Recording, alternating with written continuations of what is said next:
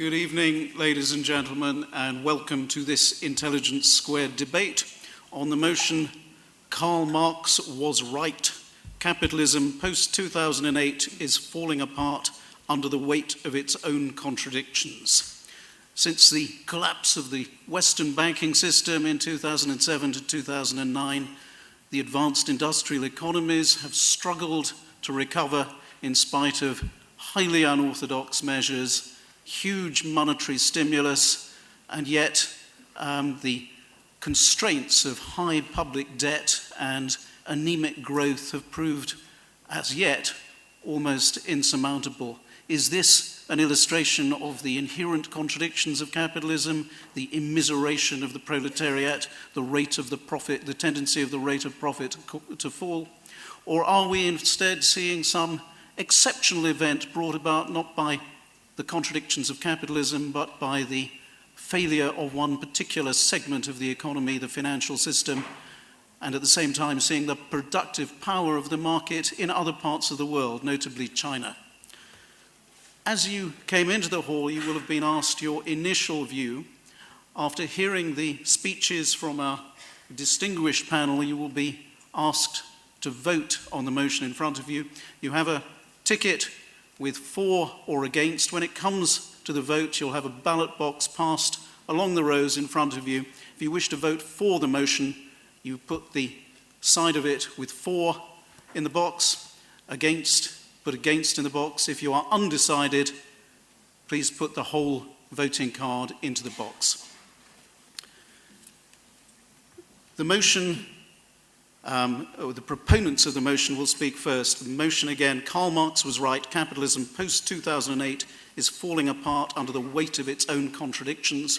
The speaker who's going to introduce that motion is Tristram Hunt, historian, Labour MP, and author of a biography of Friedrich Engels. Please welcome Tristram Hunt.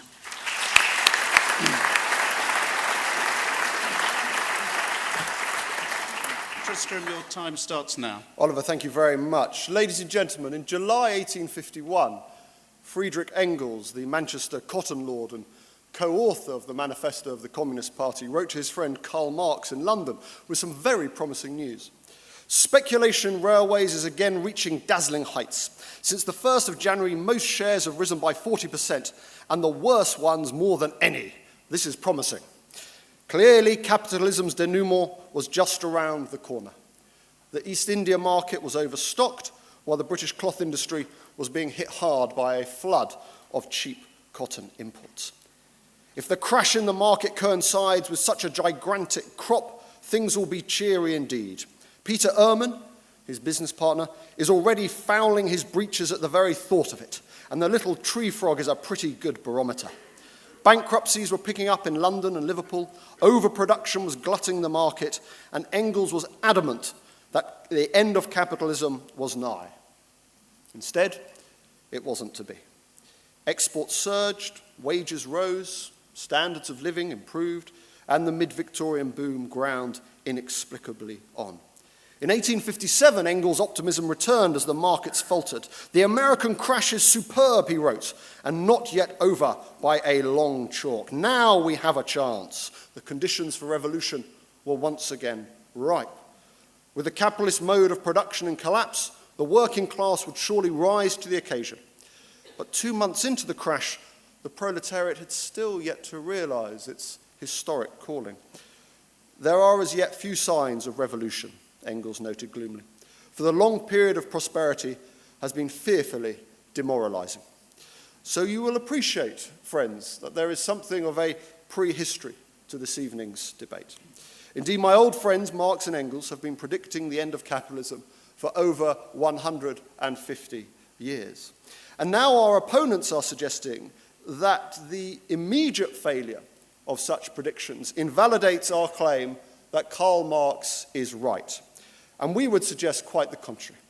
To argue this in the wake of cash machines crashing in Cyprus, over £60 billion spent on bailing out British banks, and the repercussions of the global financial crash still making their way through eviscerated social fabric of so many Western societies, well, I put it to you, it is positively perverse. As Terry Eagleton has written, in the light of the continuing global financial crisis, to claim that Marxism was finished was rather like claiming that firefighting was out of date because arsonists were growing more crafty and resourceful than ever. I would like to suggest to you that Marx has rarely seemed more relevant. Marx's stock resurges on a 150-year tip was how the New York Times marked the 150th anniversary of the publication of the Communist Manifesto, a text which more than any other, as they put it, recognized the unstoppable wealth-creating power of capitalism, predicted it would conquer the world, and warned that this inevitable globalization of national economies and cultures would have divisive and painful consequences. And the Times was right. Ladies and gentlemen, Karl Marx and Friedrich Engels were the first to chart the uncompromising, unrelenting, compulsively iconoclastic nature of capitalism. It has pitilessly torn asunder the motley feudal ties that bound man to his natural superiors, and has left remaining no other nexus between man and man than naked self-interests, than callous cash payments. It has drowned the most heavenly ecstasies of religious fervor, of chivalrous enthusiasm, of Philistine sentimentalism in the icy water of egotistical calculation. And it was Marx who revealed how capitalism would crush languages, cultures, traditions, even nations in its wake. In one word, it creates a world after its own image, he wrote, long before globalization became a byword for Americanization. And Marx was also clear about the social consequences, the growing divisions between the lifestyles of the rich and the poor under unregulated capitalism, what Benjamin Disraeli and Ed Miliband would call the two nations. And in Britain, we have seen this problem with the emergence of the so-called squeeze middle. And the diagnosis is right. Our current models of capitalism are not working. The wealth generated by the growth prior to 2008 simply did not trickle down to ordinary people. Living standards began to stagnate from as early as 2003 and won't even return to that until well after 2015. And as for the growing extremes at the top and the bottom, well, just take a look at last week's fascinating Great British Class Survey with its account of the precariat, an update of Marx and Engels' proletariat and the elite. As Professor Mike Savage of the London School of Economics puts it, it is striking that we have been able to discern a distinctive elite whose sheer economic advantage sets it apart from the other classes. At the opposite extreme, we have discerned the existence of a sizable group which is marked by the lack of any significant amount of economic, cultural, or social capital. These are the two nations. The recognition of the existence of this group, along with the elite, is a powerful reminder that our conventional approaches to class have hindered our recognition of these two extremes, which occupy a distinctive place in British society. Who can tell us now that Karl Marx was wrong? So let us get to the crux of the matter. The 2008 crash and its lingering aftermath revealed the failure of the theology of the uncontrolled global free market. That is what we're arguing about. That is what capitalism is about. And all Marx and Engels' warning over the dangers of monopoly capitalism and concentrated finance have come to pass. So why then no total collapse of capitalism? Because right around the world, governments have been forced to bail out the so-called free market. We have bailed out the banks, we have subsidized industries, we've sorted out the insurance sector, we've underpinned financial services, we've kept the whole system afloat. From car scrappage schemes to AIG to nationalizing Fannie and Freddie Mae, it is the forces of collectivism which have saved capitalism. The level of public support, the extent of state involvement, how we all in this room bear the heavy burden of HBOS, Lloyds, RBS, and Northern Rock, how we as taxpayers underwrite every major transaction now across the City of London, how moral hazard has effectively been liquidated in the contemporary economy. The very continuance of capitalism under current conditions is proof that Karl Marx was right. Capitalism has once again crumbled under the weight of its own internal contradictions. And it is the state in America, in Cyprus, in China, in India, in the UK, which has once again saved it. The facade of normality is vindication of the crisis, and why you can have no hesitation in supporting this motion tonight. Although I do fear that Marx and Engels, rather than being delighted with the current turn of events, are themselves probably feeling fearfully demoralized. Thank you.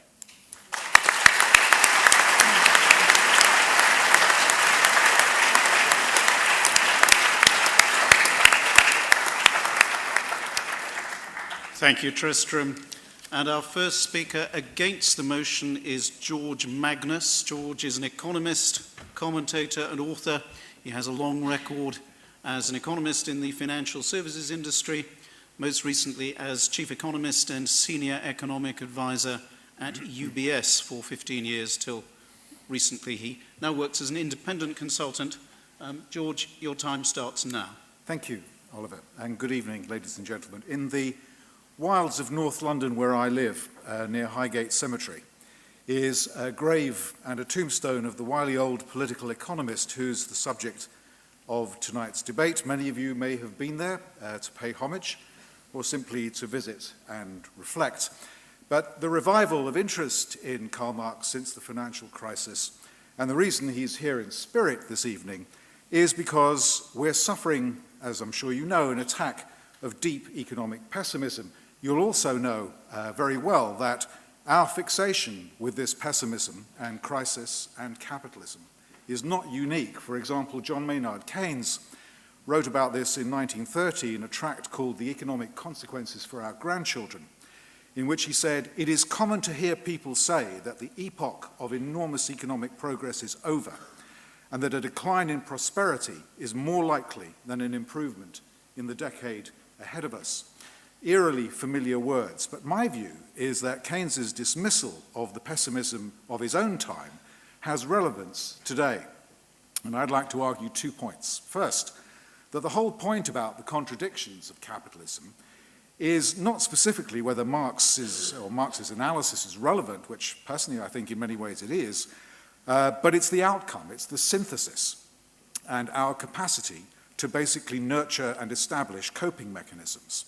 And the second point is that the main threats to our economic and social model today come actually from 2 sources that didn't even exist until quite recently, and are neither the direct outcrop of capitalism nor terminal.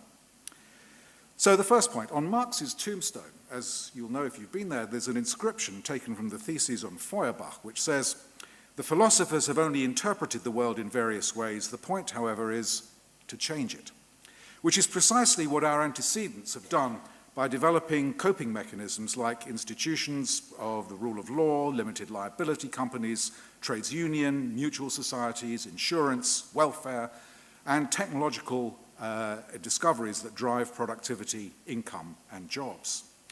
Finding those coping mechanisms is an endless task, and we need to make more progress on at least 3 of them. The first is that we can't obviously keep shifting income from the owners of labor to the owners of capital without experiencing income inequality, impoverishment of workers relatively, if not absolutely, excess capacity, and unemployment. The stronger investment that we had in the 1990s and the 2000s has, of course, given way to a bust. Real wages have been stagnant or declining. In this country, the median real wage has fallen by about 9% since 2009, back to levels last seen in 2003. And the labour compensation share of the national income has fallen, profit share has risen by about 5 to 10 percentage points in most rich countries. The second point is that finance, or second contradiction if you want, is that finance has been an enabler of innovation and growth.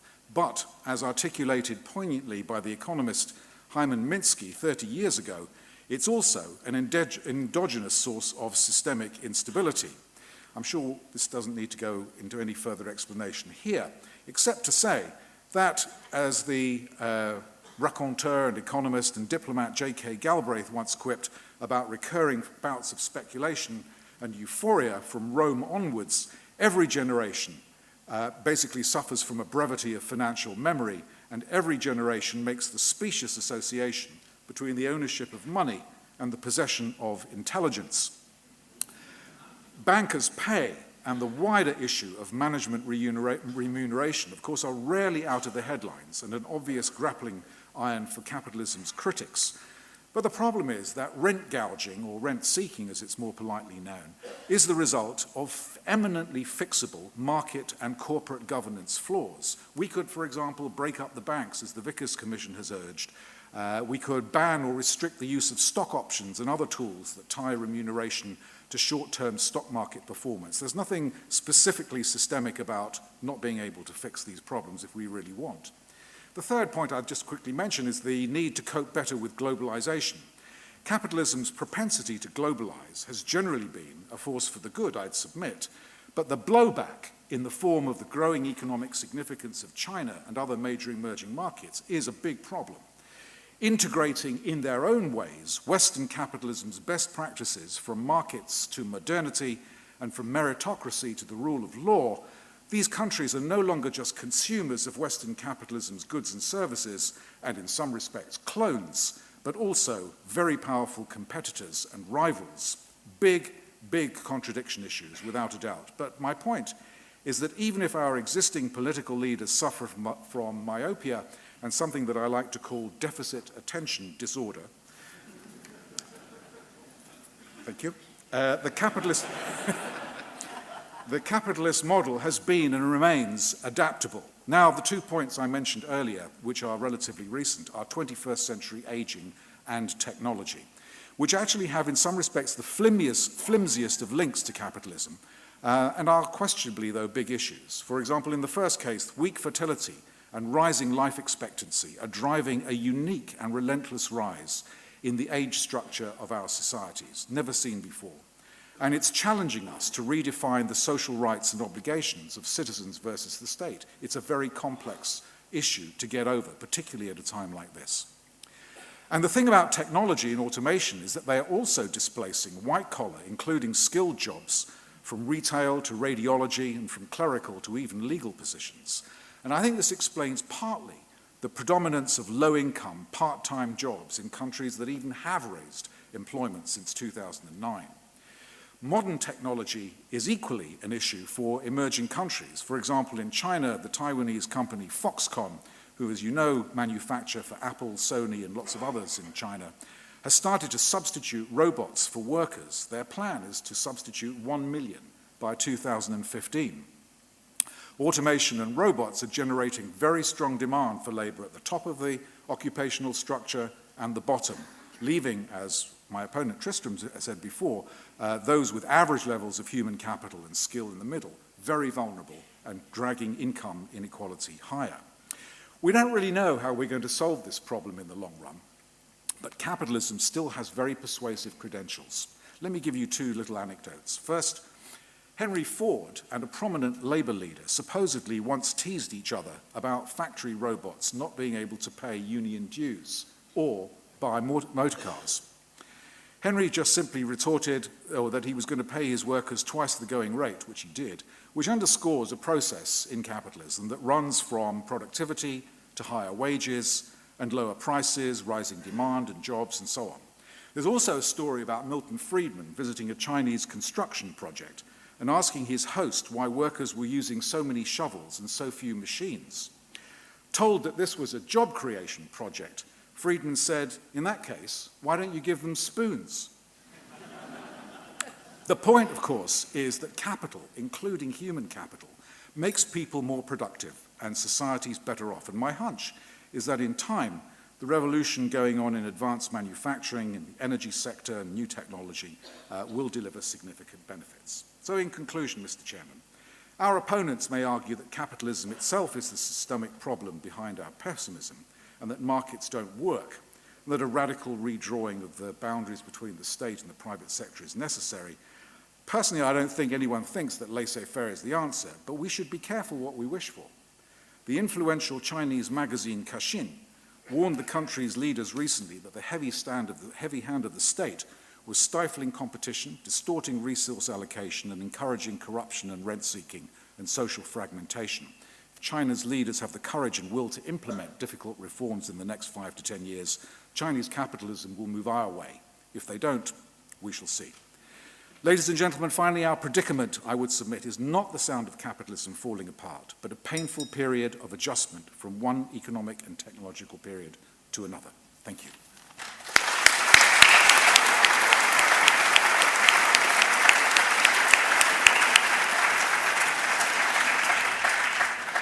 Thank you, George. Our second speaker for the motion is Robin Blackburn. Robin is Leverhulme Fellow at the University of Essex. He's a former editor of the New Left Review, where he's written on the collapse of Soviet communism and the credit crunch of 2008. Robin, your time starts now. Thank you. Yes, Marx was right. If you study our motion, you'll see that we aren't arguing he was right about everything, simply about the contradictions of capitalism. What did Marx mean by contradictions? Let's look at some examples. Marx urged that capitalism, by generating wealth at one pole and poverty at another, destroyed its own momentum. Those who were badly paid or unemployed couldn't be good customers. In recent decades, growing inequality undermined accumulation. But the financial wizards had a fix. Wall Street and the city, having failed to nourish their own domestic economies, instead came up with the brilliant idea of becoming loan sharks, lending to the poor at high interest rates and then bundling these debts into supposedly fail-safe financial products. But extravagant inequalities eventually took their toll. US subprime borrowers, the poor, defaulted in droves, while tens of millions of underpaid Chinese workers couldn't buy much from the West or anyone else. These hard facts punctured the delirium of investors, pulled the rug from underneath the big banks, and brought on the global downturn. But here's the good news. Working people in China have protested at miserable pay. Recent worker militancy in China has raised wages, which would be good for global recovery if only the other governments were doing the heavy lifting to boost global demand. But there's no sign of concerted measures of debt forgiveness and public investment to reignite growth. This leads us to another contradiction.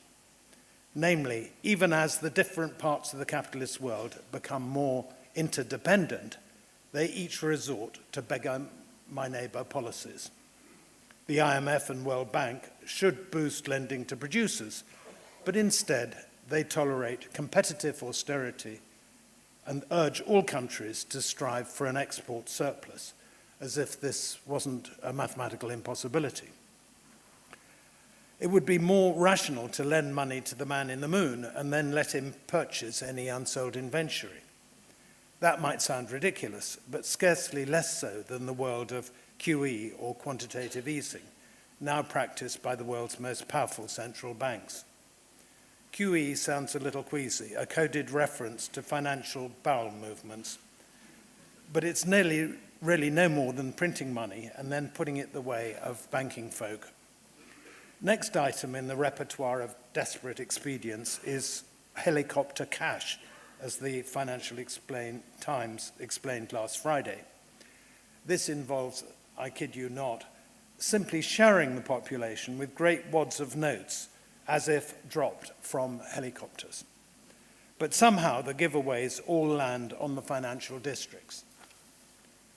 If the financial authorities had the courage of their convictions, they'd instead pay out £50,000 to every citizen with the proviso that they must pay down debt or spend the money.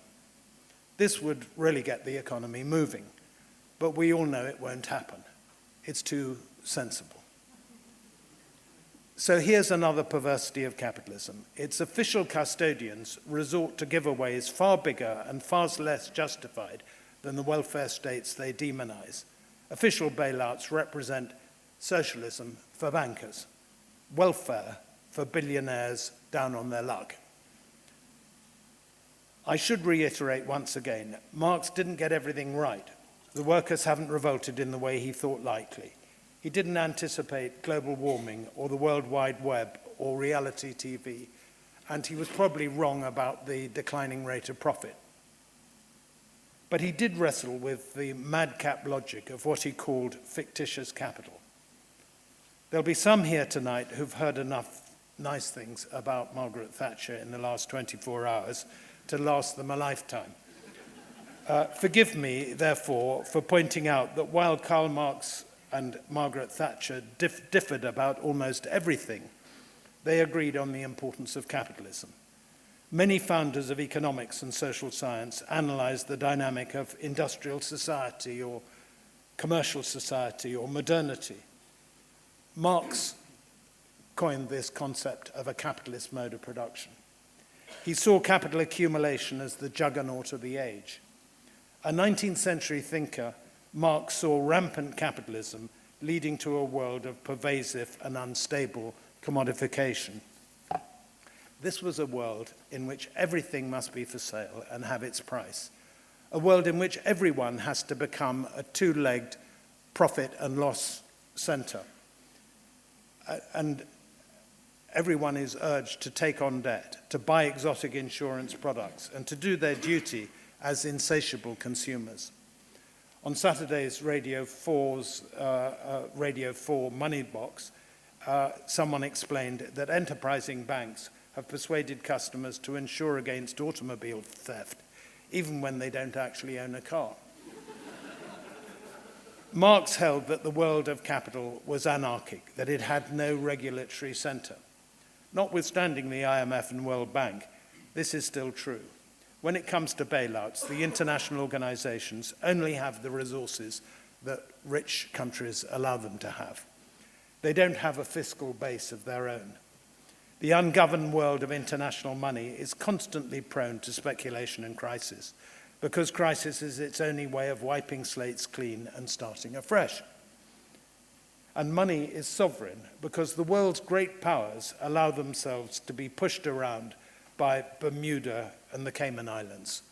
Or perhaps something else is going on. Maybe it's some other organizations who are pushing us all around. The United States, with its boundless faith in capitalism, is also the country where, in October 2008, the Treasury Secretary opted to take out huge stakes in the big banks. The US administration also nationalized two global titans, General Motors and AIG. Though they didn't go nearly far enough, these measures were, for a time, quite effective. Indeed, in a contradiction Marx would have pounced on, the more successful types of capitalism borrow great doses of state intervention, coordination, and public entrepreneurship. It's the laggards and dunces who parrot the witless slogan that governments can't pick winners. In Taiwan, with its hugely successful science parks, or Brazil with its world-beating agricultural exports, they laugh at such idiocy. And then think of communist China with its state banks doing more to resuscitate global demand than have Western governments. The international markets are propped up by China's Politburo. There's a palpable contradiction of capitalism, this time one that cuts both ways, I agree. Here in Britain, successive governments have no faith in the British people, despite their outstanding record of innovation. Instead of endowing a string of public regional funds with the resources to get small and medium business investing again, they channel the cash to zombie banks whose only pathetic thought is to draw in their horns, deleverage and reduce exposure. Having lost a bundle betting on moonshine, they now refuse to invest in real research centers. Marx wanted to go beyond capitalism, but he didn't reject modernity. In fact, the word contradiction is borrowed from Hegel's dialectical philosophy, and as applied to capitalism, implied that there could be virtue in the market mechanism, so long as it's rescued from the greed of capitalists and the blinkered dogma of neoliberalism's high priests. Thank you.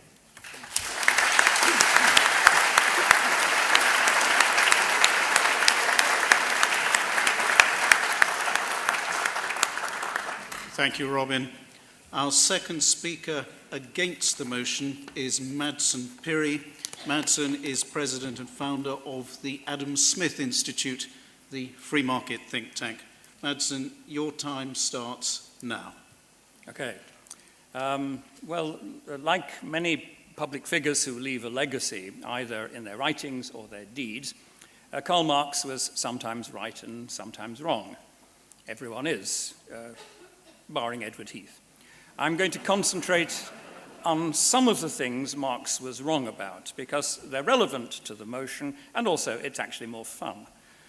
He was wrong to predict that history would take us to the inevitable triumph of the proletariat and then stop. History shows no signs of doing either. Marx was also wrong to suggest that this would happen first in the most advanced economies as they reach the final stage of capitalism. In fact, such revolutions as took place came in less developed countries, less developed economies such as Russia and China. It has not happened in the advanced economies, and this could be because Marx was wrong about something else. He predicted that capitalism would drive down wages to survival level before its final denouement.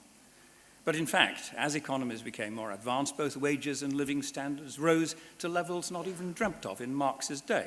And this seems to have lowered somewhat the pressure for revolutionary violence and change.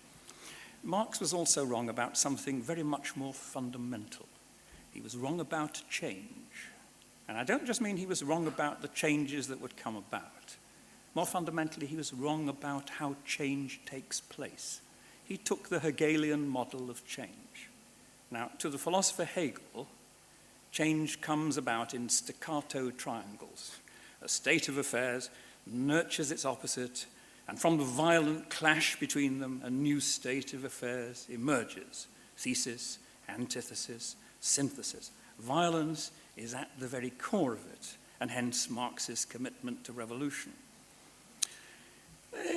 The folly is that Marx was a contemporary of Darwin. He'd read Darwin's Origin of Species. He actually admired Darwin's account of the origins of humankind. He failed, however, to spot the significance of Darwin's theory of change and to incorporate it into his own program. Darwin advanced a gradual mechanism of change in which small differences gradually come to dominate over time. It is evolutionary, not revolutionary, and it's a much more accurate description of how change usually happens in human societies. Much more accurate than was Hegel's account. Indeed, Darwin was right and Hegel was wrong. This, of course, means that Marx was also wrong about change and wrong about how capitalism would develop. The point is that capitalism changes and evolves. It has been through many transformations. The capitalism that Marx thought would collapse under its own contradictions is not the capitalism of today, the one that the motion refers to. In the material world, organisms evolve, they respond to crises, and they change. A similar thing happens with our social practices. They evolve and adapt to new circumstances. Capitalism has faced many crises. Each time it has evolved and changed. Each time a new form of capitalism has emerged to solve the problems its predecessor faced. This is how human beings progress. We solve our problems by adapting our practices. Yes, capitalism certainly faced a crisis in 2008, but it's still with us and as yet uncollapsed. It's evolving and responding to the changes that are needed. And as before, when the dust of crisis has settled, it will be a new version of capitalism that goes on to generate more wealth and to expand the opportunities open to humankind. The new version of capitalism that emerges will have to be one that somehow manages to keep at arm's length the politicians wanting to fix its outcomes for political advantage.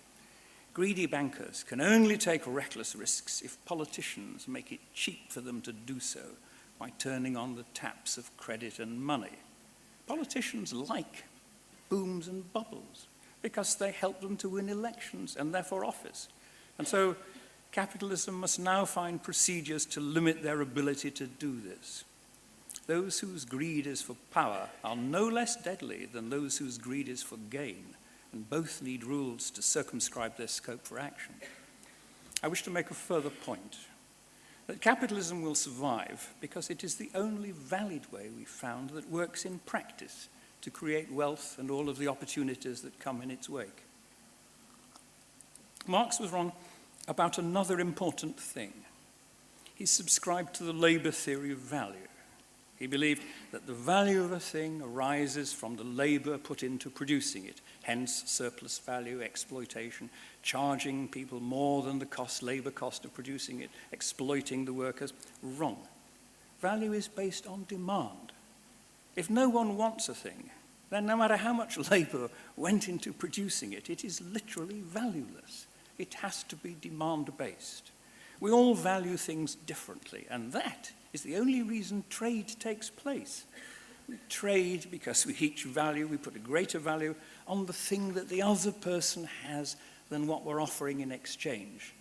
And when we trade, we both gain something more valuable than we had. It's a win-win situation, and it creates wealth. We produce in order to trade and create wealth, and we invest in order to produce. That is, in essence, what capitalism is. And it works. It certainly works better than anything else that's been tried. And it works more humanely than anything else that's been tried. Yes, capitalism grows more complicated and more ambitious as it evolves, but its principles remain. Capitalism will survive its current crisis. It will be tweaked and modified, but it will not collapse because nothing has ever been found that can replace it or do what it does or bring the advantage and the benefits it brings.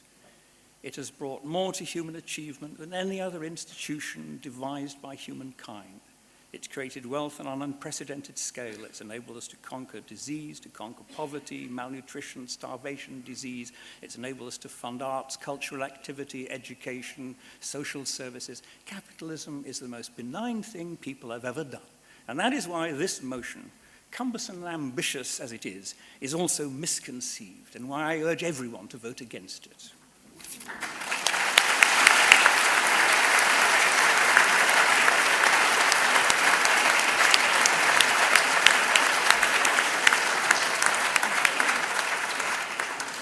Thank you, Madsen. Our third and last speaker for the motion that Karl Marx was right, capitalism post-2008 is falling apart under the weight of its own contradictions, is Frank Furedi. Frank is Professor of Sociology at the University of Kent.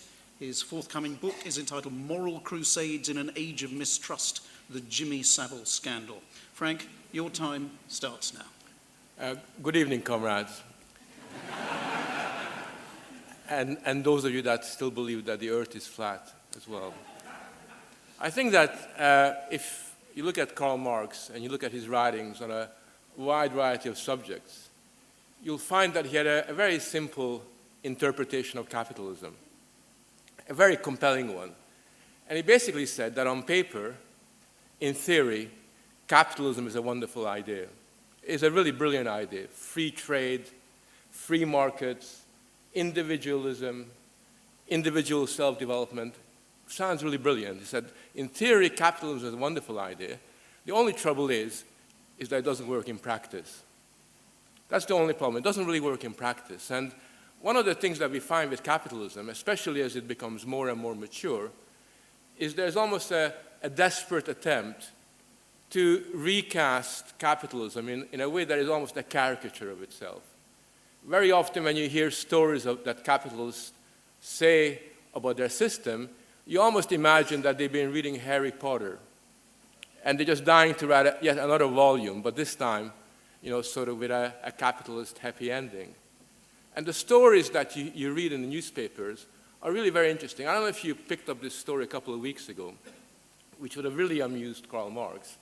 It was a very small story. It was really about the fact that our government, in its wisdom, has decided to privatize search and rescue operations. Basically, we now have a free market in search and rescue. It means that, for example, if you're stranded on a mountain, sort of in Scotland, then you got a choice of which company is going to come and rescue you. which basically in practice means that on the one hand you have one company that's fronted by Prince Harry.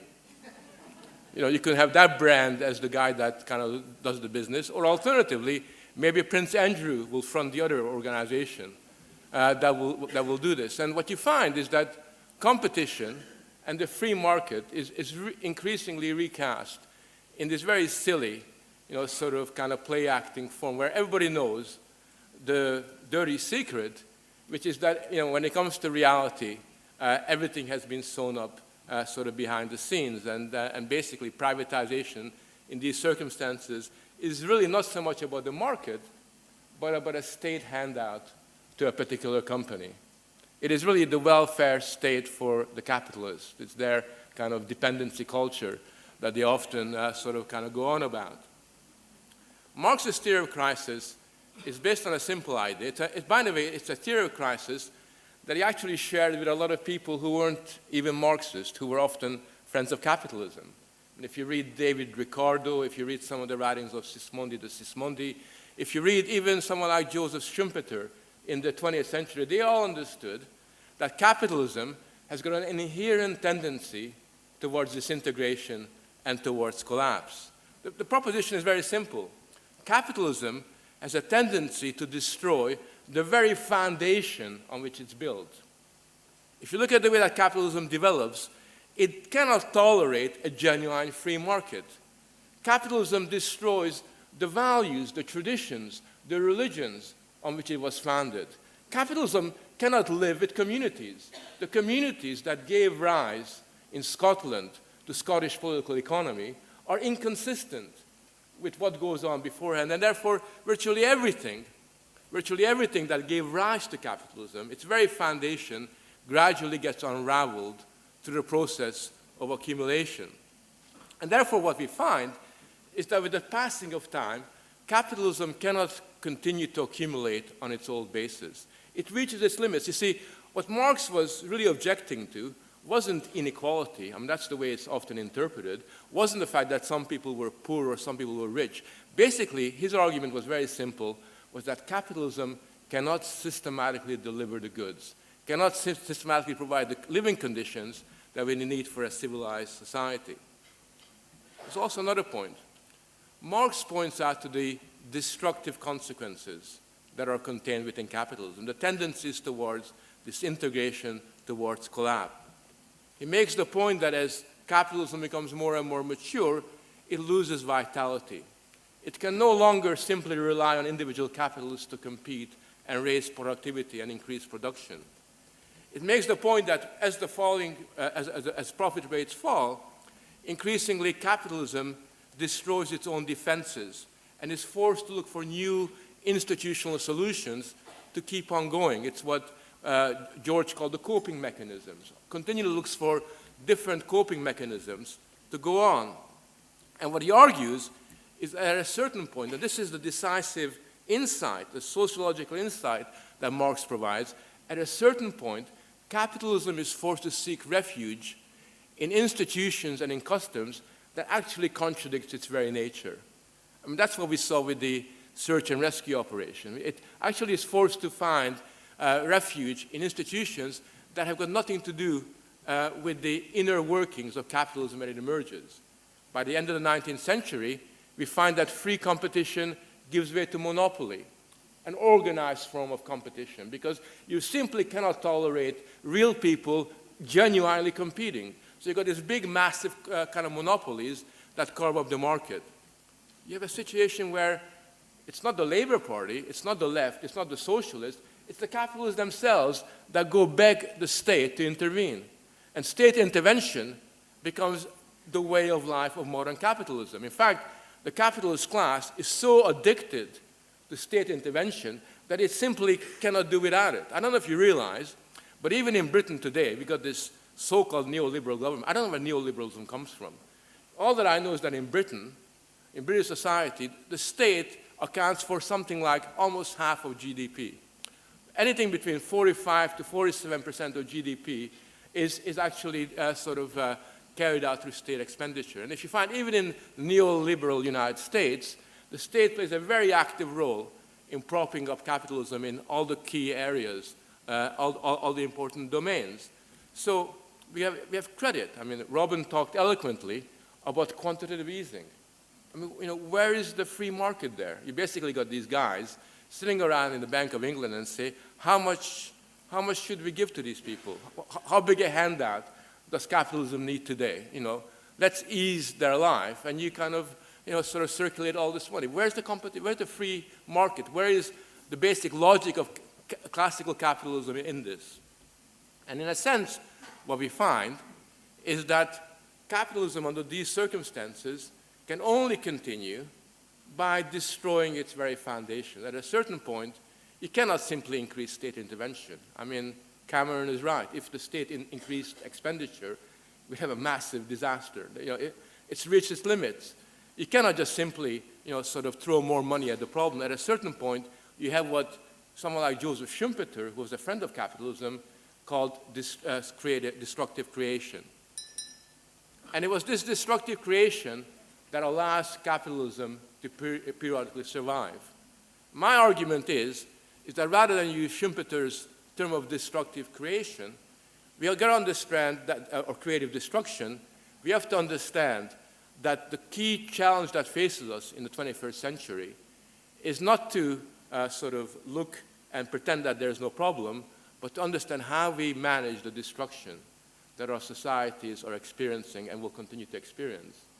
There's no doubt that the capitalist system will need to restructure itself in a very fundamental way. And the only way that it can do that is if it erodes the existing institutional framework within which it's based.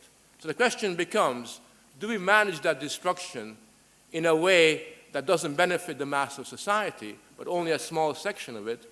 Or do we have a grown-up discussion, a serious grown-up discussion, which genuinely attempts to manage that destructive way in a sense that it will have a progressive outcome? Thank you.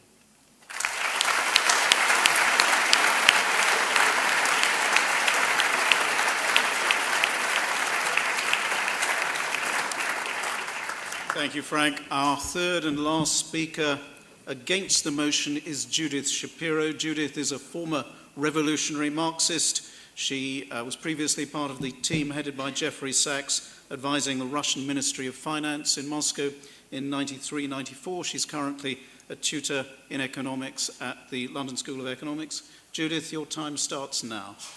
All right, thank you. I have three basic propositions to put you against the motion. First of all, capitalism is not collapsing. Let's have a reality check. If we simply look around the hall at this packed auditorium of the vibrant middle classes who are engaged in the Royal Geographical Society, which in Marx's day was an elite dinner club and now has 10,000 fellows who belong to that middle class.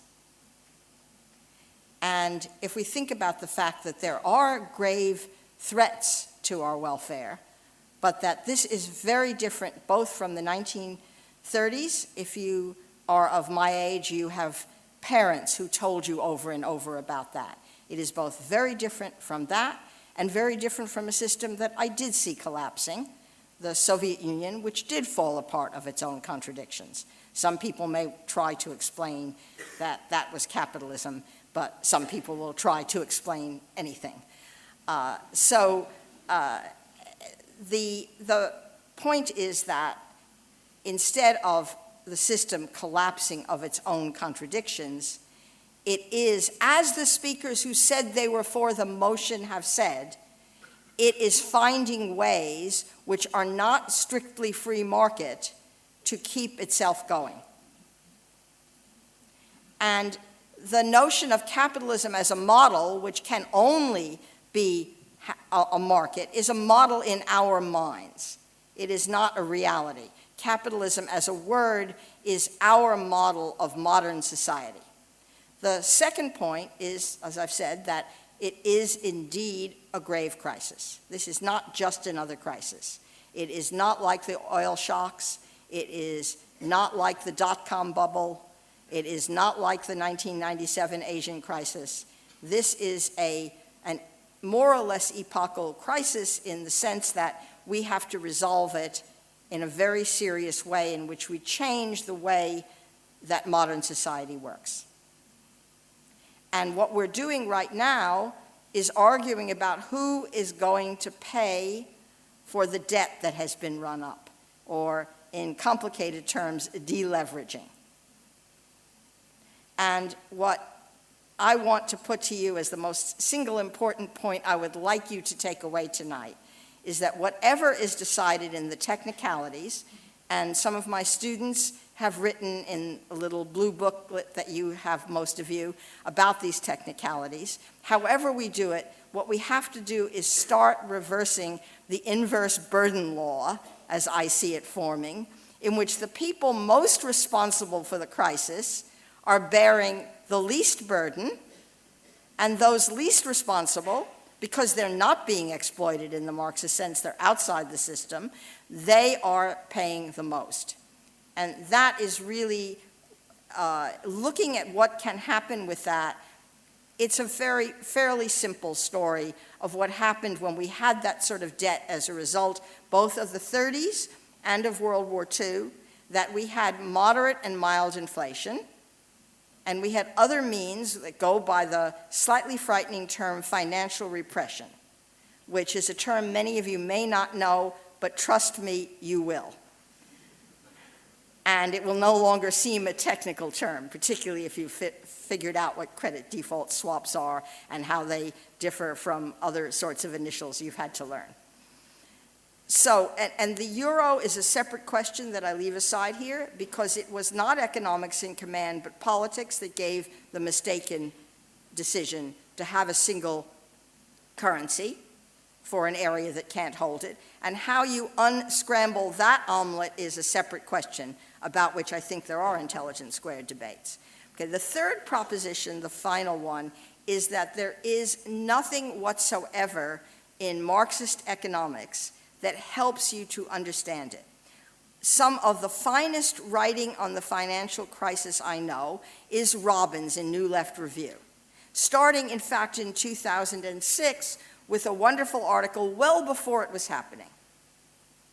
But I have noticed, I have not calculated it statistically, but we could put a student to work at this, that calling yourselves a Marxist or not a Marxist gave you no particular advantage in foreseeing it.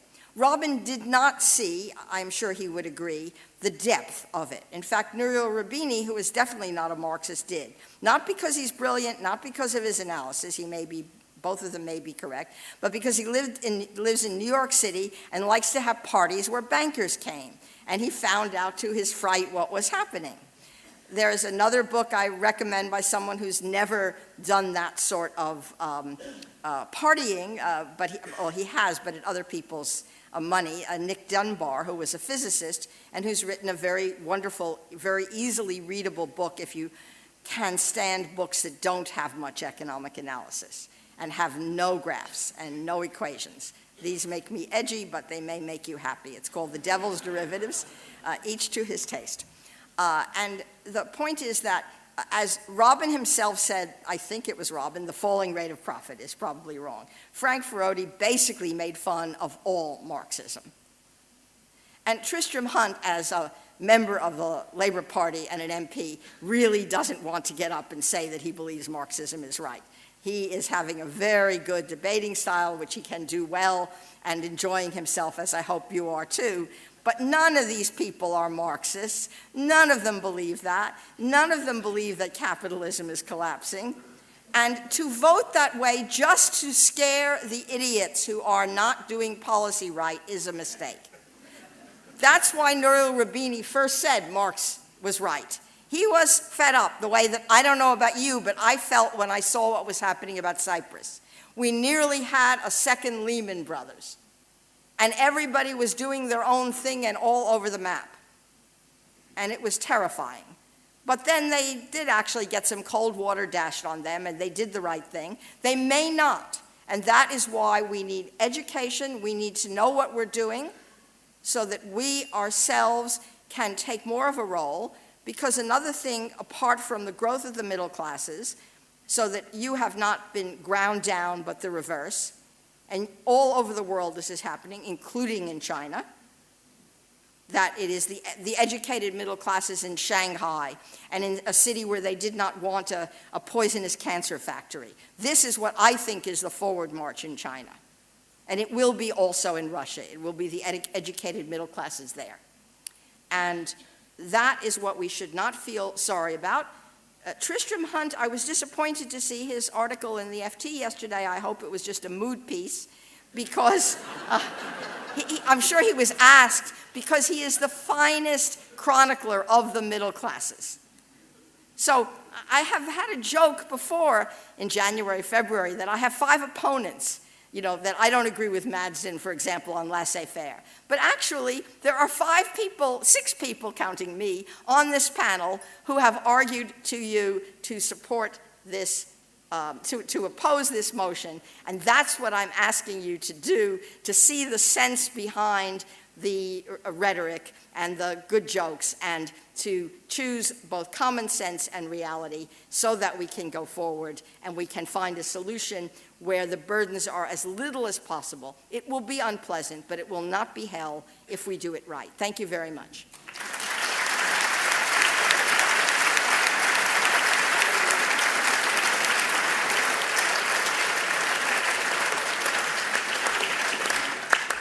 Thank you, Judith. Ladies and gentlemen, you've heard 6 lucid expositions. We're now going to move on to questions. I'd invite you to give questions or contributions as briefly and succinctly as you can. But before we do that, I have the results of the initial poll, the question you were asked as you came into the hall. To remind you, the motion in front of you is Karl Marx was right. Capitalism post-2008 is falling apart under the weight of its own contradictions. The result so far is very evenly balanced. For the motion, there are 203 votes. Against the motion, there are 214. And don't knows number 197. So it's roughly a third. There is everything to play for.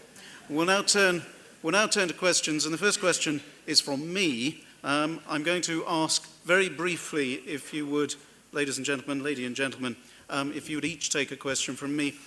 First, the proposers of the motion. Gentleman, George referred to finance as an endogenous source of systemic instability, and he added that with an audience like this, he didn't need to elucidate the concept. Is he not right that your analysis of the inherent contradictions of capitalism is geared specifically to something that is outside the system? It's the failures of finance capital. Any of you, perhaps you'd like to respond to that? Well, I think on the contrary, I think that what happens in the financial domain is a reflection of the fundamental contradictions that takes place within the process of production. I think that the most significant development over the last 40 or 50 years has not been the securitization of economic life. I think that's bad enough. It's been the inability of capitalism to maintain rises in productivity, rises in innovation. It's its inner tendency towards stagnation in the production process, which is the central core of the capitalist system that's at issue. The financial system merely reflects that, because the problems of production are displaced through the credit mechanism in the financial system. And I think that if it was only finance, then we wouldn't have a problem. But it's precisely because the productivity rises have been pretty stagnant since the 1960s. I think all of you would agree on that. And that needs to be explained. How can a vibrant system fail to maintain the momentum that it achieved in the past? Okay, sorry, please, Robin. I want to pitch in just quickly that I think really finance is too important, too valuable to be left in private ownership and run on commercial lines. So really the essential point is, of course, we can avoid this collapse that's going on, but the way to do it would be to socialize finance and to have not just one, of course, but a variety, a considerable variety of publicly owned, responsible, accountable institutions, funds, and financial institutions. Okay, the opponents of the motion, Robin referred in his speech to the madcap logic of fictitious capital. Are you not making too big an exception in your exposition of the resilience of capitalism if you leave that out? Any of you? The point is that Marx had this phrase, fictitious capital, but it's not at the center of his analysis. Unfortunately, those people who have not read Marx cannot today understand who's right about what Marx meant. If you want to try to do it, I have written some notes on where you can look. It gave me a headache Sunday to go back to that stuff. Because Marx did not finish what he was writing. On the falling rate of profit, Robin could even say Marx was right because Marx didn't publish chapter 13 of volume 3. Engels did. It took him 11 years going over Marx's notes to make sense of it. And it should have been like what we do in conferences. It should have had on the front, this is a preliminary draft. Please do not do not cite without the author's consent. P.S. Author's residence, Highgate Cemetery. But Engels didn't do that. He felt his debt to Marx to finish it. And it is not coherent, it does not hang together, and it is not science as I understand it, because science as I understand it has testable hypotheses, and it is instead ideology. It may be good. So that's my view on fictitious capital was one idea that you can pluck and then you can talk about it. But it's not at the center. The productivity is, but productivity isn't. I love the idea of people being able to put on the internet what Trotsky said, mankind's productive forces stagnate, and then send it out, post it to the web, have it on their iPad and say we haven't had any growth. Capitalism is stagnating. I've read it myself today and I put it up on my blog. Okay. George, quickly, and then Tristram, quickly, before we go to the audience. Well, okay, then quickly. So I think that if you look around the world and, historical development, I mean, our technological achievements, there is a problem with productivity. It's quite, it's quite cyclical. But I mean, the standards of living that we have achieved and that other people all over the world aspire to, are real. And they are brought about as a consequence of investment and of, the development of coping mechanisms. Finance is a problem.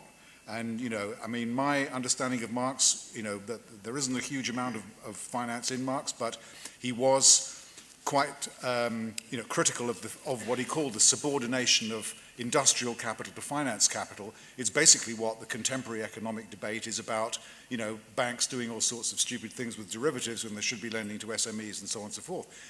Nobody would disagree with that. And I think, unfortunately, it is a problem, as I indicated before, that Galbraith, quite correctly quipped, which is that every generation does it. We all think we're cleverer than our parents and our grandparents. We always make the same mistakes, but we carry on, and that's life.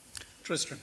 Judith is right to take us back to the language of Marx and what Marx assumed that he was himself writing about. And when Marx wrote about capitalism, he wrote about the kind of capitalism which Engels was working in Manchester in the 1850s and 1860s. And this was red in tooth and claw, laissez-faire, night watchman state, free market capitalism. That is the capitalism which is under discussion this evening. What we have this evening and what we have at the moment in terms of our current economic models would, from Marx and Engels' perspective, be a form of collectivism. As Frank said, when you've got the state operating at 45, 47% of GDP, this is not the kind of pure capitalism which Marx was critiquing. So in Marx's own terms, in Marx's own language, the nature of capitalism, the contradictory forces inherent in free market capitalism on his own terms, is the issue we should focus on this evening. Thank you, Tristram. Questions or contributions from the floor? I'll take three at once. First, the lady in the middle there, then the gentleman there, and there's a question right at the back. If the ushers could take the microphones there, but Madam first. I have a question for the speakers speaking for the motion. So you say that capitalism is falling apart, but you haven't really responded to Madsen's argument that capitalism is the best system that we've got. So what would you see as the alternative to capitalism? I should have asked you to say your name first, and if there is Victoria. any... Victoria. Victoria's question, any of you? Well, I think that there is no doubt about the fact that capitalism is disintegrating, and there's no doubt about the fact that Marx's analysis of this trend is absolutely correct. But Marx had two theories. He had a theory of collapse, and he had a theory of change. And his theory of change was that no system collapses by itself unless there is an alternative, unless there's a social grouping prepared to offer a different world. And I would argue that at the moment, the big challenge that faces us is not to revel in the fact that capitalism is collapsing, that we've got these big problems that Judith outlined, but to work out a way of how we can manage what is a very serious process of destruction that we're going to be faced with in the next 10, 15 years. We haven't begun to see what this depression is really like. And I think in the course of that, we can begin to develop our alternatives. I think the key thing is not to close our minds to the future. We've got to stop living in the past. I mean, this is a discussion about 19th century thinkers, but we really do need the 21st century equivalent of people who are future-oriented and can begin to develop some kind of alternative. Sorry, two questions at once. There's a gentleman here and a lady, I think a lady right at the back. Please, sir. Hello, I'm Bill Durredi. Really a question for all of you. I think there's almost unanimous agreement on the panel that there is systemic failures, if not at the very least systemic problems. And therefore the key question is, how do you differentiate yourselves in terms of what is the agency that will address that systemic failure? Now, Judith has told us that the correct agency is to have cold water poured on you by an unelected bureaucracy in Brussels. I was wondering what the other panelists thought the agency is. Okay, and a question at the back. Kerry Dingle from the education charity World Right and Citizen TV. World Bites. Two quick questions. Firstly, if the speakers, for or against the motion, do you believe in the idea of a canon, in which case, and a new canon for our times, would you have Marx on it, and which of his writings might be on there? And second quick question, today's debates seem to be, that happen in the public sphere, seem to demonstrate, and we've seen it here too, that whether you consider yourself left or right, or perhaps neither, the state is the only solution, state intervention or welfarism. Isn't there a better way to go, taking up neither of those? And what are your views on that? Okay, I'll turn to the opponents of the motion, first to that second contribution. George, what writings of Marx do you think should be on the canon, if any?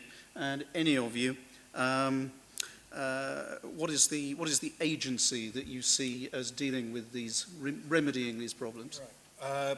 Well, the writings are very rich, and there's some wonderful quotes, but I would have to settle on the one that I put in my main presentation, which is the bit about, explaining the world, and the point is to change it. And of course, we've heard a lot of kind of political rhetoric and explanations about what has been, what is, what might be, what should be, what shouldn't be. The point is, what do we do about the situation, which kind of addresses your question about the agency and your question as well about what will you do otherwise. I mean, there are clearly a lot of ways that in an emergency such as we're in at the moment, where, if the private sector actually can't do something because it's trying to behave in a certain way, the government has to compensate. So, the insanity of what I've previously called this deficit attention disorder is the private sector is trying to save. It's designed, it's what it exactly should do, because we actually ran up too much debt and we, were seduced into buying things that we shouldn't have been buying on tick, and now we have to kind of change it. So what kind of insanity is it for the government to try to save at the same time that the private sector is trying to save? So I don't think this is a problem of capitalism per se. I think this is a problem about political behavior. And a lot of the things that I think we've heard from our opponents really are, or is about, just chronic and asinine political behavior. And we haven't even spoken about the Eurozone yet, but anyway. And that's really, and that I don't think is a systemic problem. So I think there are genuine things. I mean, I accept the point that, that the sort of 18th century capitalism is clearly, a different beast from the kind of thing that we have today, and the government does have a big role to play. The state can facilitate change. Mutualization can also facilitate change too. I mean, we have a lot of proposals which are being looked at, for example, in the finance sector, about how you can mutualize financial services and financial institutions for kind of limited purpose banking. I mean, not everybody's cup of tea, but I think, we could take these kinds of things quite seriously. Robin. Marx's writings on the Paris Commune certainly would deserve to be in that canon, and they dispel the myth that he idolized the state. And I really want to respond to the question which said, is the only answer to the collapse, the tendency to collapse of capitalism, which is much graver in some parts of the world than others, but it's a reality really globally. Is there any way that the state intervention that is needed to stem that collapse, is there any way in which that can be saved from bureaucratism and elitism and all the other problems that two mighty states breed? And I would argue that there's an idea there in Marx that the state could be used to set up organizations, social funds, for example, even cooperatives, just because they're set up by the state, because they're publicly owned, because they're accountable to some group, that doesn't make them commercial, it doesn't make them capitalist. And so really what I was saying earlier, finance is the source of dynamism of capitalism, but it's failing us now. So we need to rejuvenate with a state that intervenes, that sets up networks of regional funds that get people working again. And I think that's desperately needed. And certainly that should include small and medium business, get them working too. But the financial level should be one at which democratic criteria should apply. It doesn't mean the state should micromanage everything. In fact, the state should get out of a lot of things, even that it does now. But they shouldn't be handed back to the failing capitalist model, but rather to some new model based on public ownership and social cooperation. Tristram, you wanted to come in on this? I just want to make a plea for Engels rather than Marx. Engels' The Condition of the Working Class in England is a superb text. And when I go and teach in schools in my constituency in Stoke-on-Trent, I give them Engels' account of going to Stoke in the early 1840s and seeing the skin peel off the fingers of children as they're dipping the Dalton and the Wedgwood ware into the chemicals which made such beautiful products in the potteries. And people aren't so sceptical about the role of a health and safety executive after that. I would also just say that Robin's exactly right, that Marx's great achievement was to historicize capitalism, was to suggest that there is a history to it, which obviously meant that there could be an end to it. But there are other forms of wealth creation, and when we look at the cooperative model, the mutual model, the associationist model, even the family business model, these are more interesting models of contemporaneous capitalism. Thanks, Tristram. Other questions? There's one right at the back, a gentleman with glasses. There is a gentleman right at the edge. Is there a lady with a question? There, 1, 2, 3.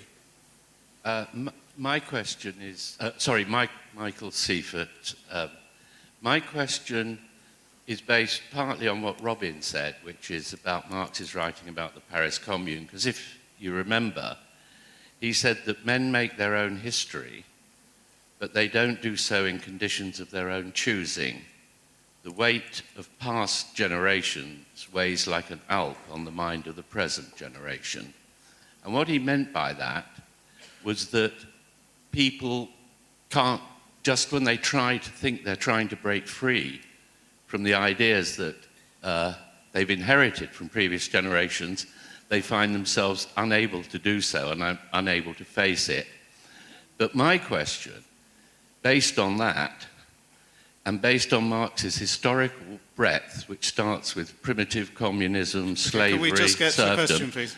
My question is, do the panel think that capitalism really is the highest form of social development for humankind? Okay, second question there. My name is Igor. I'm just an independent person. It's a question to the members of the panel who are voting against the motion. I'd love to hear your views on the following.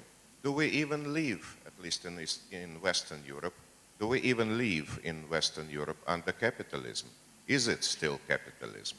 Can we call it capitalism with a welfare state, NHS, the state intervention and savings of banking systems, auto industries, etc., where the state controls more than 50%, in some countries like France, probably 70% of GDP?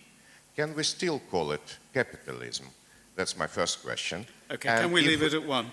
Because well, subsequently, or... No, can we leave it at one, please? I don't wish to be discourteous, but there are other questions. Okay. I have to explain the question, right? Thanks very much. Third question there, please. Thank you. My name is Anne Cormack. I'm red in tooth and claw, a capitalist, but I have worked in my career in the private sector as well as the public sector. My question to the panel is it not social democracy that is rather failing us now? In the sense that if you look back at the causes of the crash, I would say it was actually the policies implemented by both Bill Clinton and also the previous Prime Minister in this country, actually allowing people who were not capable of having the right assets to be able to support borrowing to go beyond what was feasible and realistic and sensible for them to borrow. In those political moves lay the seeds of the financial crash that eventually happened. And actually what we're seeing around the place is a broken social democratic model rather than broken capitalism.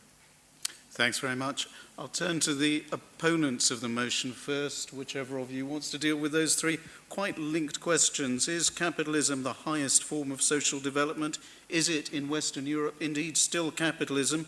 And is it not social democracy rather than capitalism that's failing? Judith. Yes, they are linked, I think. First of all, what do I think personally? I think my other panelists might disagree. Is capitalism the highest form? I hope not. But first of all, we will need to be in a situation where basically we have abolished scarcity. Until we have that, as Trotsky brilliantly put it in The Revolution Betrayed, when you have shortages, queues form.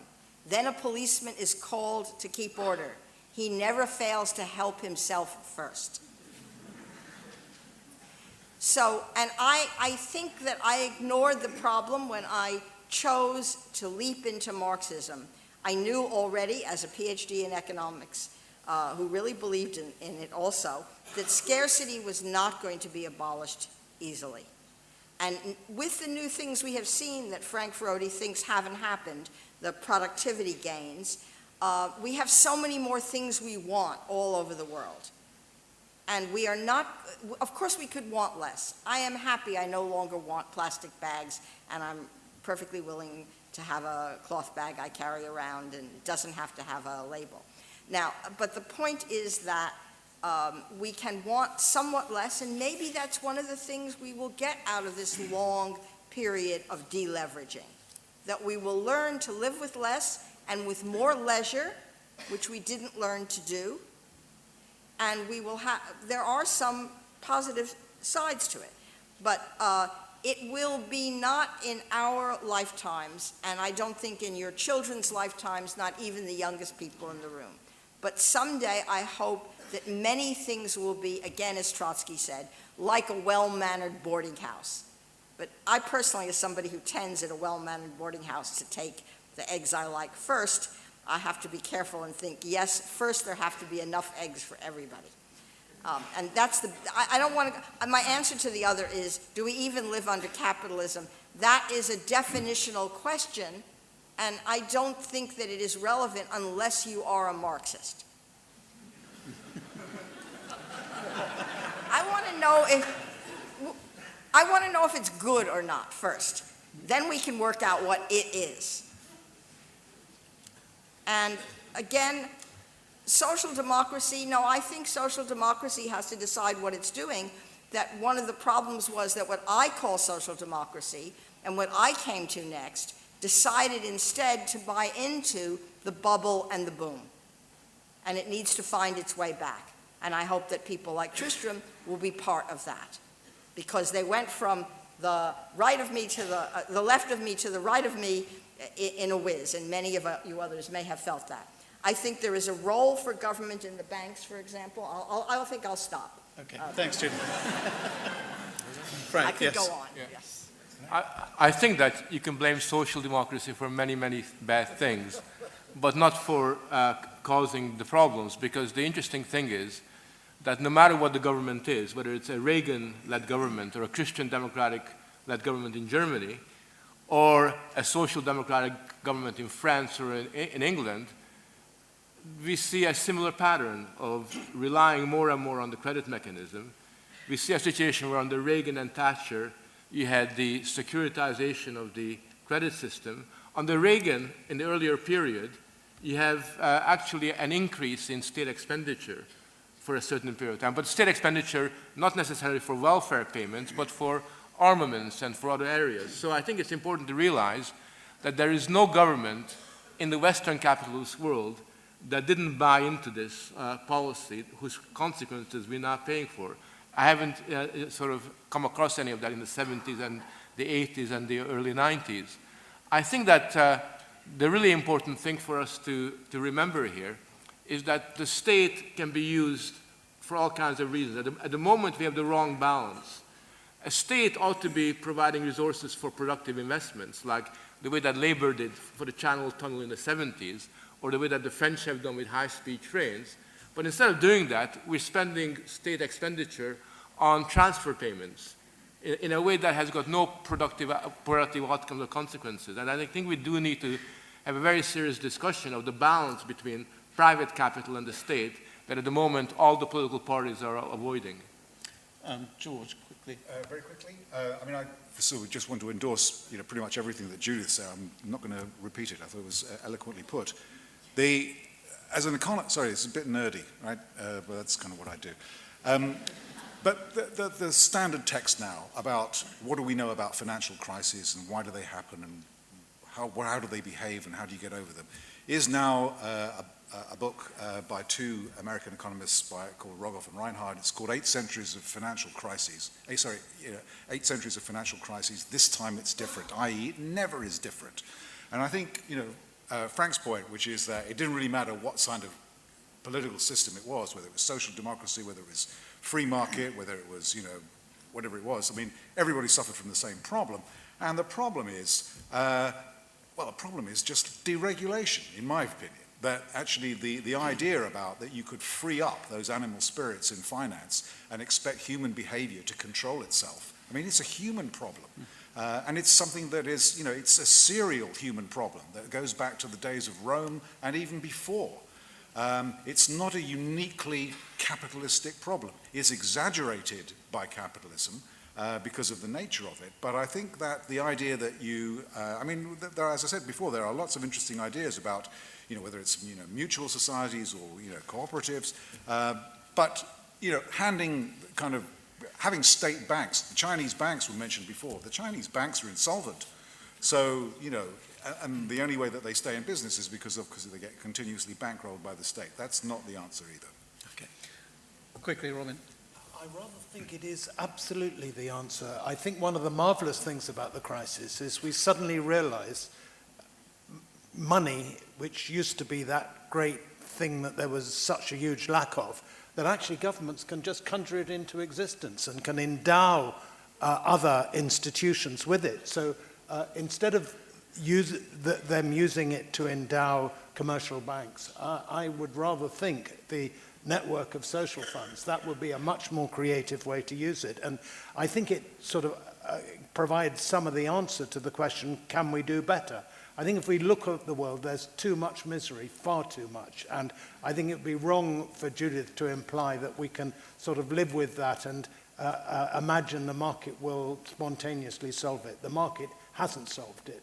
So I think we've got to tackle it deliberately. I'm just back from Brazil and Ecuador, and I can say those countries have seen inequality sharply reduced in the last 10 years because there are radical social democratic governments that haven't given up the ghost, as sadly most European social democrats have done, and have taken really stern steps to spread economic initiative to show that there is such a thing as public entrepreneurialism that can tackle problems and get the economy moving.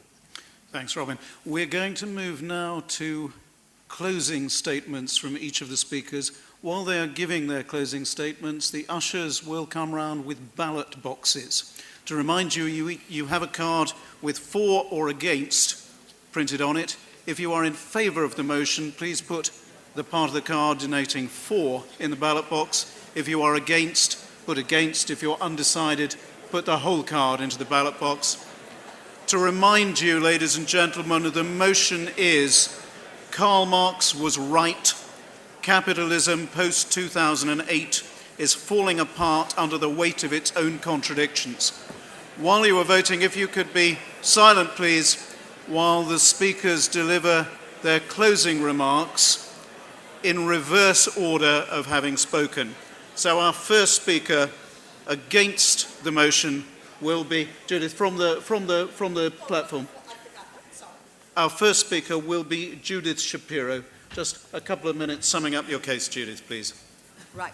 Well, let me concentrate on a misunderstanding, which can only be deliberate, that two people have said that I think it's all going to happen spontaneously. But I've made it very clear that, in fact, the people like you and me have to do something about it. Now, in fact, the agency with which we will probably have to work is what Marx called bourgeois democracy. That means political parties usually, but they don't have to be the existing political parties. I have slowly and reluctantly come to the conclusion that there is no other way out of the euro than to unwind it. So I think the new party being formed in Germany to argue for that is probably right. And I think that the French system needs such a party also because it came before its time and it has been a disaster and it threatens all of us, including us offshore islands. So I think that's very important. When I ask you to vote against the motion, it doesn't mean nothing is to be done. It's the opposite. It's because something is to be done and we have to do it. Now, on the question of the state and the market, which are definitely differences that, as I understand it, divide us on each side of the panel, not between the two. Each country and each time has a different relationship. The question is also which state and which market. East Asian states have been able to do what my friends in Eastern Europe knew would be a disaster. It may be that the Brazilian state is doing it well. I have not been there, and I am very suspicious always of reports from faraway places. I heard it about the great Chilean pensions, but I never bought it when they privatized them. But I would like to know more about it because some states can. There was enormous inequality in Latin America to be reduced. It was low-hanging fruit. Reducing inequality in Western Europe is going to be more difficult, and in the United States. So I think it's very important in asking you to vote against the motion that you understand that we are talking not about accepting the status quo, but rather of seeing our side as having more to say about what is to be done, and the other side of taking the view that it's all so terrible, and maybe even, as Tristram's first quote from Engels said, "Oh, goody," and then was disappointed that it was not getting so terrible. Now, I know none of those speakers, including Tristram, have that point of view. They don't want it to get worse. But the point is there are things to be done, and we have to decide what. Unlike Frank Ferrotti, I'm not willing to wait 15 years while we work out an alternative. I'm not going to buy into a movement again, which tells me that we'll think it up after we take power. And so, therefore, what we need to do is to take the first steps, decide what are good policies, decide which state can do it and do it well. I know we don't need the housing bubble that George Osborne is planning for us, but if he really goes ahead, I personally think that you and me should buy some property in the autumn to sell it in 2 years when we have the crash, just before the crash. I'm usually bad at that. But the point is, in asking you for your votes, what I am asking you to do, my other panelists may feel differently, I am asking you to say that the present situation is not a good one, but it is the best we have, and we need to play the hand we have been dealt. And let us hope that we will play it well. Thank you very much. Thanks, Judith.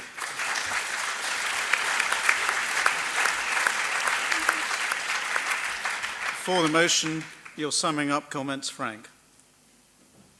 The reason why I find Marx so compelling in so many ways is because of all the 19th century thinkers, and possibly the 20th century ones as well, he was the one that was able to give the most systematic expression of the values of the Enlightenment. I think that when it comes to the basic values of freedom and progress, Marx put forward a very robust, future-oriented view of possibilities. He didn't just talk about how bad things were. He was much more interested in pointing the way forward to how great they could be. And his criticism of capitalism wasn't that it was just a bad system, that it wasn't somehow working all right, or that it was too sort of exploitative.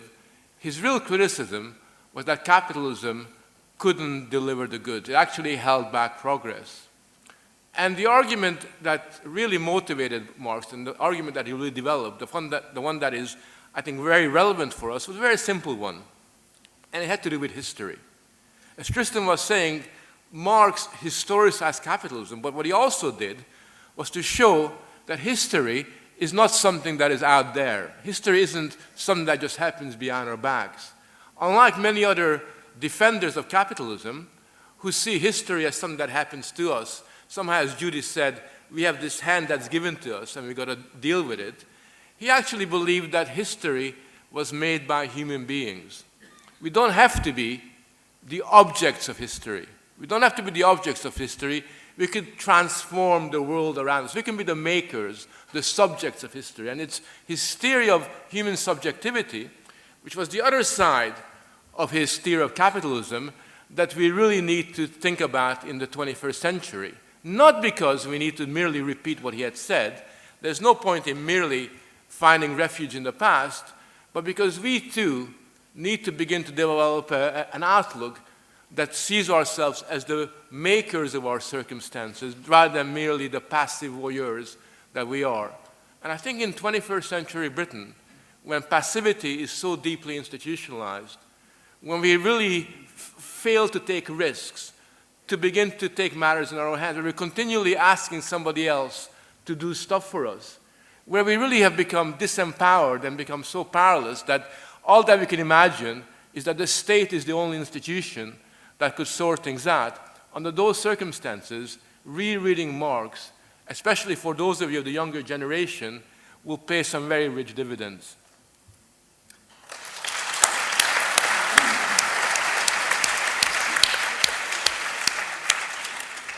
Summarising against the motion, Madsen Piri.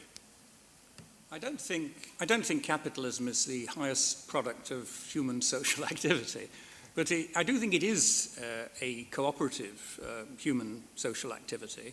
If I were to put a book into the canon, I'm very reluctant to do that, because once books are in the canon, people do have the habit of slaughtering large numbers of their fellow men and women in the name of those books. I would, however, think this is unlikely to happen with Adam Smith's theory of moral sentiments.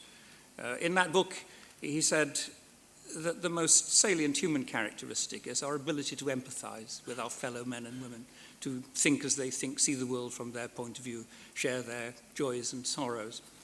And at the heart of capitalism is cooperation.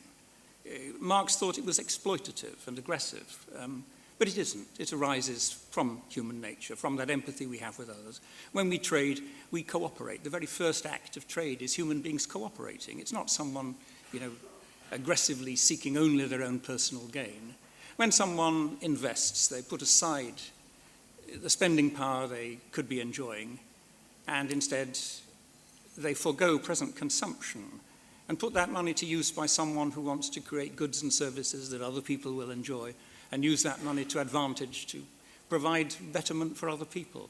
I think capitalism will survive because inherently it goes with the grain of human nature.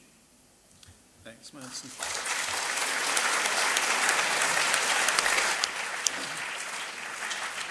Summarising his case, summarising his case for the motion is Robin Blackburn. Yeah, I think Madsen would find it interesting to dip into Das Kapital because Marx pays great tribute there to cooperation in the capitalist mode of production. And he says really it's private property that's getting in the way of realization of even higher levels and more effective levels of cooperation.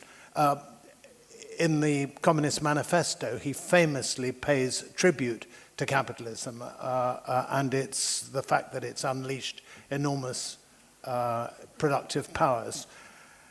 I would put the manifesto on my list for a canon, but I would say that while it has great epoch-making ideas, it also has tiny little ideas that are quite interesting too. Like one of them, he has a 10-point action program at the back. One of them is to have a progressive income tax. Funnily enough, in the world of 1848, when it first appeared, there was no country that had a progressive income tax. So that was an interesting idea that's been taken up quite widely.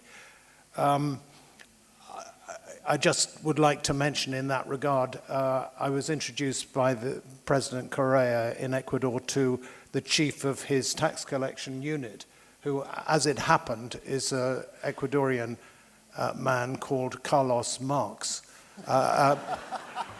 And the thing that Carlos Marx told me is that he'd had the revolutionary idea for Ecuador, not of raising taxes. He said he thought that they were just about at the right level, but of actually getting people to pay their taxes. And he'd actually managed to double the country's tax revenue by this novel procedure. So I would just conclude, I think we've got to learn to innovate in social affairs as well as in technology.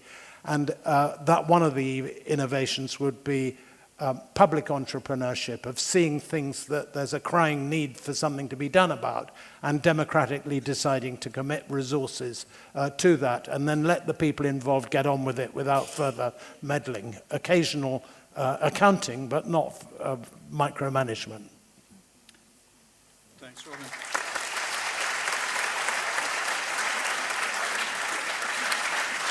And concluding his case against the motion, George Magnus. Strangely, I wasn't going to mention this, but Robin just kind of spurred me to think about something that is, I think, fair game, because we've had a little bit of discussion this evening about, a lot of discussion about finance and about money and about QE and all that malarkey. And we have this kind of idea that we have to produce all this QE. Actually, the money doesn't go anywhere except inside the banking system. So, the problem about it is that we have this fixation that we can only use quantitative easing and use this tool to stimulate what we think will stimulate private spending and private lending. And actually, clearly it's not working because the private sector wants to save. It's going through that kind of a phase. Why we have this obsession that we can't use the same tool to basically take debt effectively straight off the government without increasing public debt and actually putting £50 billion into the banks to capitalize them and get them to lend again, which is kind of what we want, or why we can't use a certain amount of money to basically achieve what the coming governor of the Bank of England, Mark Carney, has called this escape velocity, which is, build some stuff, put people to work, and then, the private sector will take care of itself. I think these things will, could happen very easily. But I want to kind of conclude, really, by just pointing out, what, again, one of my gurus, John Maynard Keynes, basically identified as the central economic problem, which was to combine economic efficiency, social justice, and individual liberty. And I think that's been an evolving problem over the last 200 years or so, and will be for the next 150, 200 years, and we are going to make mistakes from time to time, as we have done in the 2000s to catastrophic effect, we know. But I'm pretty sure we'll sort it out. And, there are, as I tried to allude, coping mechanisms which will nurture and create to help us do this. But it will take time, and it's a very painful period. Thanks, George.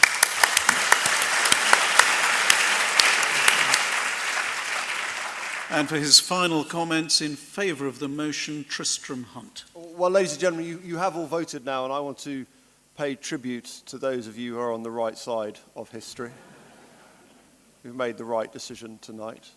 To the others, we've given you a hint of a reading list. There's a very good biography of Engels available, if you want to pursue that further. I will also tell you that socialism is fun. Don't be worried. Embrace it. One of Engels' main concerns when he was living in Manchester in the 1850s was how to get the ingredients for lobster salad. He got them in the end. Listen, if you were part of a collective loss of £20 billion on a collective rice farm, you would probably begin to have some questions about the viability of Maoist socialism. You are currently part in the UK of a 20 billion collective loss on our shareholder-driven, laissez-faire, capitalist banking structure. That is the loss you're facing at the moment. So for those of you who said, things aren't working out quite as well as we hoped, for those of you who voted to say that Karl Marx might have a point, you are on the right side of the analysis. Because what we want ultimately to end up with is a more sensible system of wealth creation, which is where this discussion have been heading at the end. We want more producers and less predators. We want more cooperatives, and we want less collateral debt obligations. And what we want to do, to go back to George's musings around Highgate Park, and always remember that Karl Marx is buried in the shadow of a mental asylum, is to stop the interpretation and to try to start to change the world. Thank you.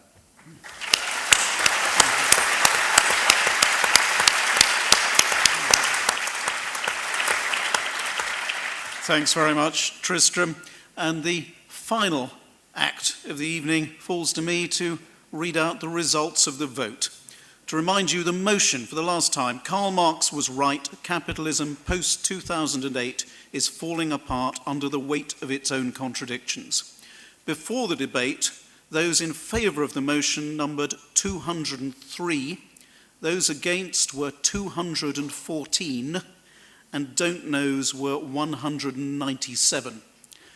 Many of those don't knows have now made up their minds, and the result at the end of the debate, for the motion, 217, against the motion, 316, and don't knows, 37. So my thanks to Intelligence Squared for hosting the debate and to the speakers. Thank you very much, ladies and gentlemen.